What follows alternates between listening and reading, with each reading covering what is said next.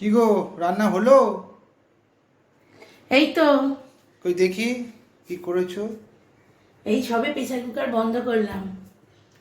দেখবে, দাঁড়াও খুলি। গরম তো। এই দেখো, কি বলো তো? কি সুন্দর রং হয়েছে দেখো। কালারটা ভালো হয়েছে না? কি গন্ধ পুরো বেরোচ্ছে লাল তো। লাল, এই দেখো, লাল লাল ঝাল কিসের ঝাল। একটা গন্ধ বেরোচ্ছে মটনের, বাবা। ওই দেখি। আলু দিয়ে গরমের সময় একদম মটন পাতলা কারি। মটন। দেখো, মটন কারি। সুন্দর, দারুণ হয়েছে।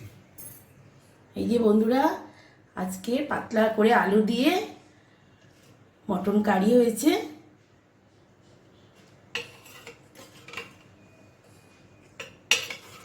ও, দেখেই তো খিদে পেয়ে গেল। দেখেছো? এই দেখো, এখানটা নিয়ে আসো। এক ডেকচি কি বাসমতি রাইস। এই দেখো, ভাতটা দেখো, পুরো ঝরা।